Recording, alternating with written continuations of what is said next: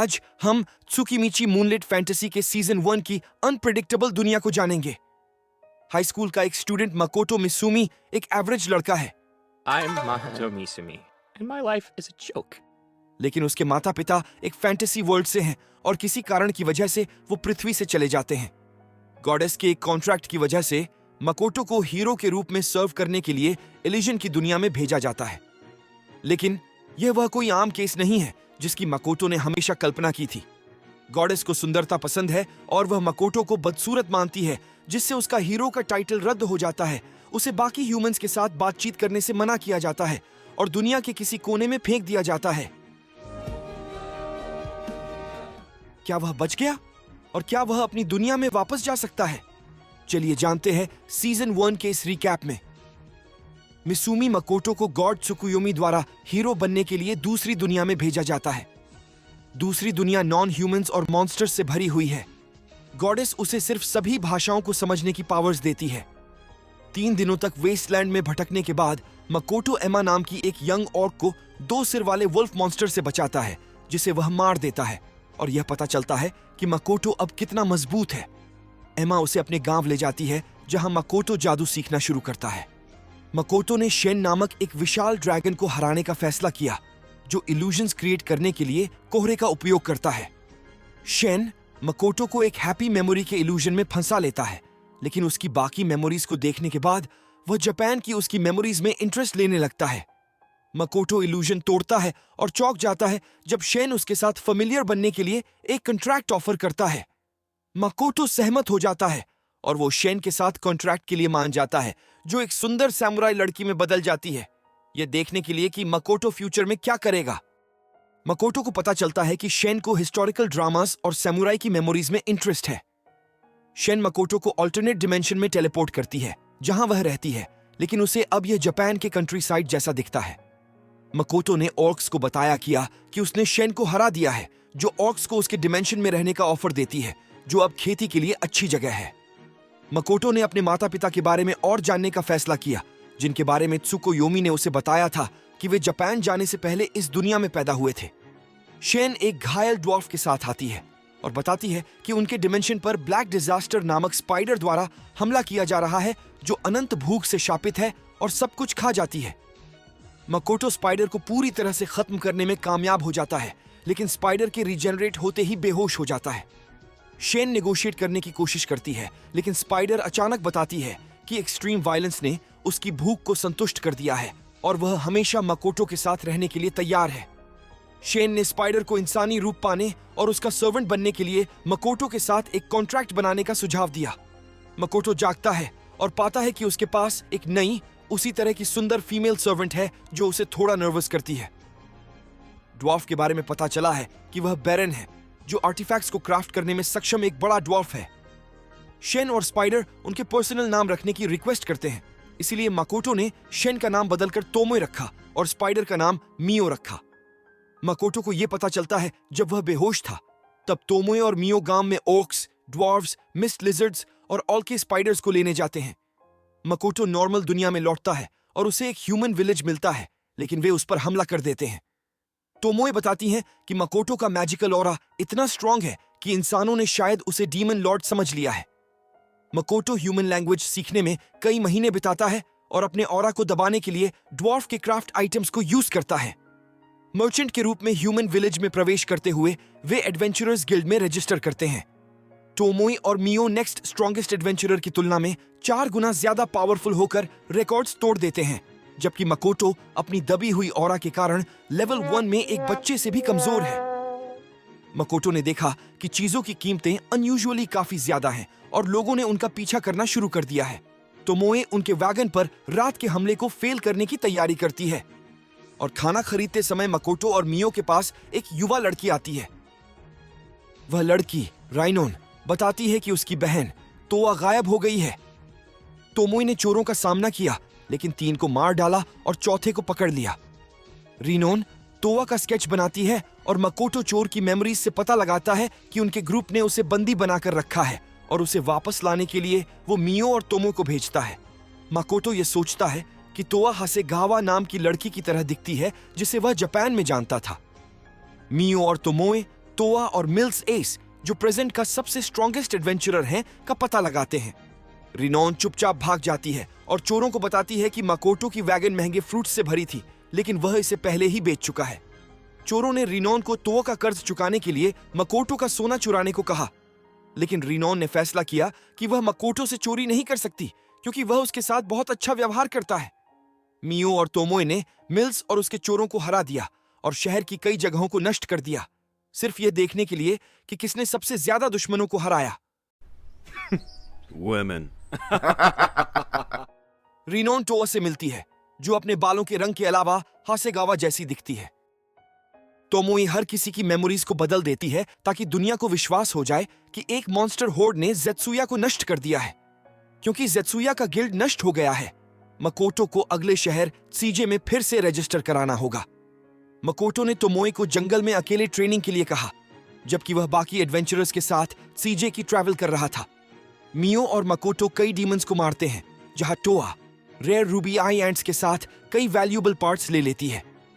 सीजे में फिर से रजिस्टर करते हुए Makoto adventurers Luiza the elven archer, Hazel the human alchemist और Ranina the dwarf priest knight के साथ सेलिब्रेट करता है।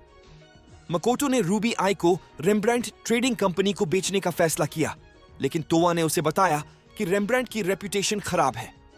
अपने गांव लौटकर एमा उनकी प्रोग्रेस के बारे में रिपोर्ट करती है। ऑल के पहाड़ों में बस रहे हैं, ड्वार्फ्स ने बिल्डिंग्स बनाना शुरू कर दिया है और मिस्ट लिजर्ड्स ने खेत साफ कर दिए हैं, जबकि ऑर्क्स ने मकोटो के लिए एक महल बनाना शुरू कर दिया है। मकोटो को अपनी ऑरा को और ज्यादा दबाने के लिए ड्वार्फ्स द्वारा एक मर्चेंट आउटफिट दिया जाता है, लेकिन उसका मैजिक बहुत पावरफुल है जिससे आउटफिट डिस्ट्रॉय हो जाता है। मकोटो को पता चला कि डेमी प्लेन में उगाए गए मैजिकल इंग्रेडिएंट्स नॉर्मल से ज्यादा पावरफुल हैं। मकोटो रूबी आइस को रेम्ब्रांड के पास ले जाता है और मैनेजर से बात करना उसके लिए मुश्किल हो जाता है। मैनेजर पैट्रिक रेम्ब्रांड तब तक असहमत रहता है जब तक कि वह रूबी आइस को नहीं देख लेता और माफी नहीं मांग लेता। वह खुशी खुशी खुलासा करता है कि आइस एम्ब्रोजिया बनाती हैं, जो एक विच द्वारा शापित उसकी पत्नी और बेटियों के लिए एक इलाज है। मकोटो एक मर्चेंट के रूप में रजिस्टर कराने जाता है और रिटन एग्जाम आसानी से पास कर लेता है क्योंकि यह बेसिक मिडिल स्कूल मैथमेटिक्स है। दूसरा टेस्ट 4 डेंजरस आइटम्स को इकट्ठा करना है, लेकिन वह एक नियम का फायदा उठाता है जिसमें कहा गया है कि वह इक्वल वैल्यू के आइटम्स को सब्स्टिट्यूट कर सकता है और रूबी एंड्स को सब्स्टिट्यूट कर देता है। मकोटो डीमाई प्लेन में लौटता है, जहां वह ट्रैवल करने वाले मर्चेंट्स को गुमराह करने के लिए एक हिडन पोर्टल सेट करने का प्लान बनता है कि डेमाई प्लेन एक छिपा हुआ शहर है और डीमाई प्लेन के आइटम्स को ट्रेड करता है और फिर घर लौटकर डेमाई प्लेन प्रोडक्ट्स की डिमांड क्रिएट करता है। This is business. This is business. Tomoe और मियो तब कंफ्यूज हो जाते हैं जब मकोटो सेक्ट करने के लिए उनमें से किसी एक को चुनने के बजाय अकेले सोना पसंद करता है। फिर वो दोनों एक प्लान बनाती है। हजार एम्ब्रोजिया बनाने में मदद करने के मकोटो की रिक्वेस्ट पर सहमत हो जाता है। एक एडवेंचरर मकोटो को देखता है और पैट्रिक जो कुछ भी मकोटो के साथ कर रहा है उसे रोकने के लिए ज्यादा से ज्यादा एडवेंचरर्स को इकट्ठा करने का डिसाइड करता है। पैट्रिक के पास वह विच डॉक्टर है जिसने उसके परिवार को मरने का श्राप दिया था। हाजल दवाई बनाता है। मकोटो पैट्रिक की पत्नी लीसा, जो एक मॉन्स्टर बन गई है, उसे काबू कर सकता है और जहां पैट्रिक सफलतापूर्वक एम्ब्रोजिया को उसे पीला देता है। इस मेथड का यूज करके वो पैट्रिक की बेटियों को भी ठीक कर देते हैं। मकोटो तोमोए और मायो के पास लौट आता है, लेकिन उन पर एडवेंचरर लाइम लाटे और उसके कई साथियों द्वारा हमला किया जाता है। सभी 200 एनिमीज को हराने के बाद लाइम कहता है कि वह केवल लीसा और उसकी बेटियों पर सोए हुए श्राप को लगाना चाहता था, क्योंकि पैट्रिक ने उन एडवेंचरर्स को रोक दिया था जिन्होंने उसे आगे काम खोजने से रोका था, जिनमें से कई बाद में उन क्वेस्ट पर मर गए जिन्हें संभालना उनके लिए बहुत खतरनाक था और उनके पास कुछ भी नहीं था। लाइम ये सोचता है कि वास्तव में विच डॉक्टर ने उन्हें डीमन बनने का श्राप क्यों दिया। लाइम पैट्रिक से माफी मांगता है, जो उसे जिंदा रहने देने का फैसला करता है, और लाइम एडवेंचरर के काम से रिटायर हो जाता है। तोमोए, जिसने लाइम की मेमोरीज में देखा था कि वह अपना पैसा उस अनाथालय में भेजता है जहां वह बड़ा हुआ था, तोमोए उसे ड्वार्फ्स द्वारा बनाई गई एक कटाना देती है और उसे एक स्पाई के तौर पर काम देती है। इस बीच मकोटो की मदद करने के बावजूद पैट्रिक सोचता है कि मकोटो को एक कंपीटिंग ट्रेडिंग कंपनी शुरू करने के बारे में क्या करना चाहिए। डिमाई प्लेन पर लौटकर एम्मा ने मकोटो को बताया कि एक और प्रॉब्लम हो गई है। मकोटो के गांव के वॉरियर्स ट्रेनिंग के बाद उदास हैं और मकोटो को पता चलता है कि यह उसकी गलती है, क्योंकि ट्रेनिंग के दौरान वह उन पर इतना हावी हो जाता है कि वे अपना आत्मविश्वास खो देते हैं। उसे यह भी एहसास है कि काफी स्पीशीज एक दूसरे के साथ ट्रेनिंग नहीं करती है, इसलिए वह वीकली कॉम्पिटिशन्स रखते हैं, जिससे उन्हें खुद को और एक दूसरे को मजबूत करने के लिए प्रेरित किया जाता है। मकोटो, मियो और तोमोई ने एडवेंचरर्स के रूप में फिर से रजिस्टर किया और उन्हें तुरंत लाइम लाटे की जगह लेने के लिए एक एडवेंचरर को ट्रेन करने के लिए कहा गया। मकोटो तोआ को चुनता है और तोमोई को उसे ट्रेन करने के लिए कहता है। हालांकि तोमोई परेशान है, क्योंकि वह जानती है कि तोआ जापान की लड़की जैसी दिखती है और उसे चिंता है कि मकोटो को अपनी पहली जिंदगी की याद न आ जाए। तोमोई तोआ और उसकी टीम को एक ब्रूटल ट्रेनिंग रेजिम देती है और फिर उन्हें 100 एप मॉन्स्टर्स को हराने का ऑर्डर देकर उनकी नई एबिलिटीज को टेस्ट करती है, जिससे वे सबसे स्ट्रॉन्गेस्ट एडवेंचरिंग टीम साबित होते हैं। मकोटो अम्ब्रोसिया फूल इकट्ठा करने का और पैट्रिक से दुकान की जगह किराए पर लेने का फैसला करता है, जिसे पता चलता है कि मकोटो किराए पर लेना चाहता है, क्योंकि खरीदने से वह साइजे किंगडम के ध्यान में आ जाएगा, जो उसे पैट्रिक पर जासूसी करने के लिए कहेगा, जो मकोटो नहीं करना चाहता है। पैट्रिक मकोटो के लिए न्यूट्रल सिटी में एक दुकान की जगह की व्यवस्था करने के लिए सहमत होता है। मकोटो द्वारा अपनी ट्रेडिंग कंपनी खोलने का जश्न मनाने के लिए गांव में एक पार्टी रखी गई। अकीने ने बताया कि उन्हें बाहरी दुनिया में एम्ब्रोसिया के फूल मिले हैं, लेकिन उन्होंने फूल को नहीं काटने का फैसला किया, क्योंकि वे एल्व्स द्वारा प्रोटेक्टेड हैं। मियो और तोमोई को आर्चरी ट्रेनिंग के दौरान मकोटो के बार बार मरने का एहसास होता है। तोमोई ने बताया कि जब मकोटो टारगेट पर फोकस करने के लिए अपने दिमाग को क्लियर करता है, तो वह अनजाने में एनवायरनमेंट में मर्ज हो जाता है और एक सेकंड के लिए मर जाता है, जिससे तोमोई और मायो को ऐसा लगता है जैसे उसने आत्महत्या कर ली है। इससे उनका मन गॉड्स लेवल तक बढ़ गया है। अगर ऐसा ही चलता रहा तो जिस गॉडेस ने उसे वेस्टलैंड में फेंका था, वह उसे राइवल के रूप में देखेगी और उसे मारने की कोशिश करेगी। मकोटो ह्यूमन वर्ल्ड में लौटता है और एक वेश्या पास आती है, जिसे देखकर मियो और तोमोई उसे खींच कर ले जाती है।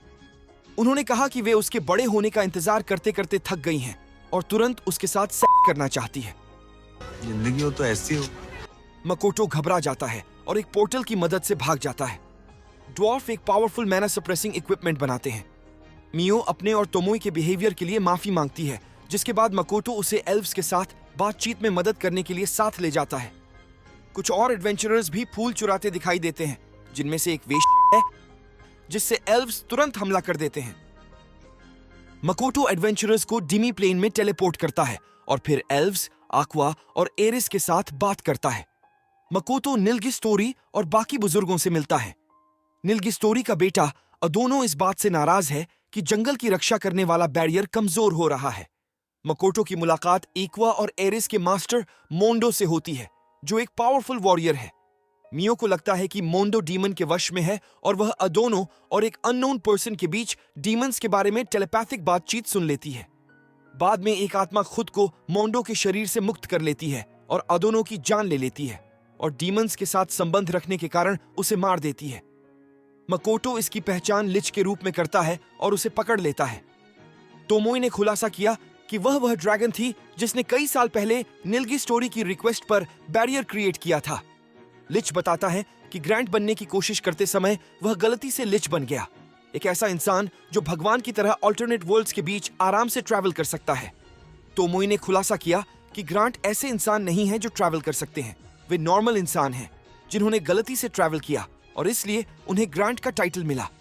यह महसूस करते हुए कि उसने अपना पूरा जीवन एक इम्पॉसिबल गोल पर बर्बाद कर दिया है, लिच ने मकोटो के साथ एक कॉन्ट्रैक्ट बनाने और उसे मैजिक के बारे में सिखाने के तोमोई के सुझाव को खुशी से स्वीकार कर लिया।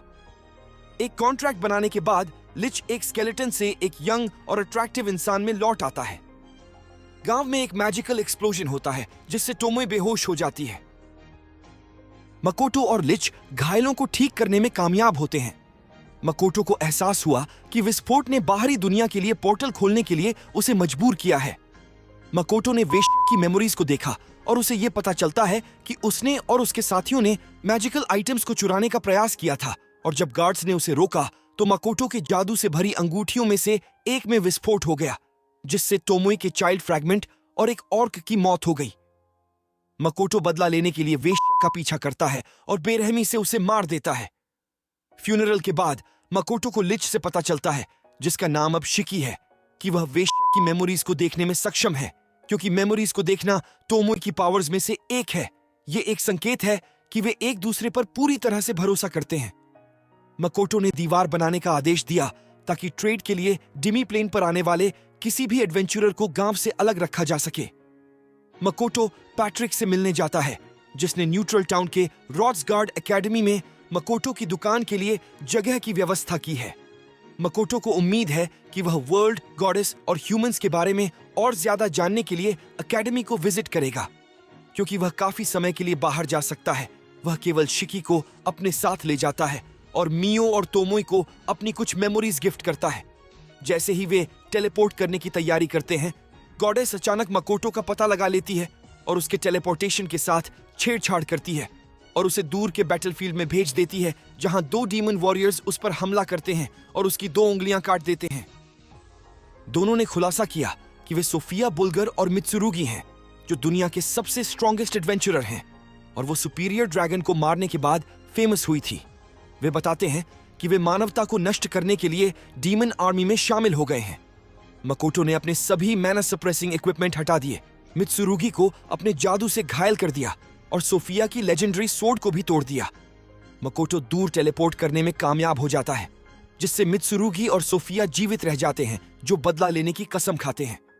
पैट्रिक को एक शक्तिशाली जादूगर से आर्मी के विनाश की खबर मिलती है, लेकिन उसे यह एहसास नहीं होता कि यह मकोटो है।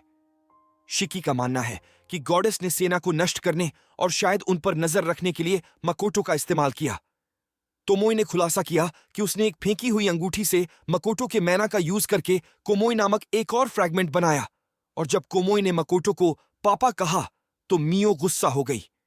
मकोटो ने अंततः एक दुकान खोली जो तुरंत सफल हो गई, और टेलीपोर्ट करने के बाद उसे पता चला कि डीमन और ह्यूमन आर्मीज ने एक दूसरे को बड़े पैमाने पर नुकसान पहुंचाया है और गॉडेस द्वारा बुलाए गए 2 हीरोज ने लड़ाई में भाग लिया था। गांव ने मकोटो की दुकान का जश्न मनाने के लिए एक दावत का आयोजन किया और उसने डिसाइड किया कि उसका फ्यूचर ब्राइट है। लेकिन मियो और तोमे के बीच एक और लड़ाई देखने के बाद मकोटो ने अपना मन बदल लिया और कहा कि उसका फ्यूचर अनोइंग है। और यहां मकोटो और लिच के मैजिक स्कूल में शामिल होने के साथ सीजन 1 खत्म हो गया है। सीजन 2 जो अभी ब्रॉडकास्ट होना शुरू हुआ है, वो इस सीजन के अच्छे सीक्वल्स में से एक हो सकता है। और अगर आप कुछ नए एनिमीज देखना चाह रहे हैं तो मेरा पिछला वीडियो जरूर देखें।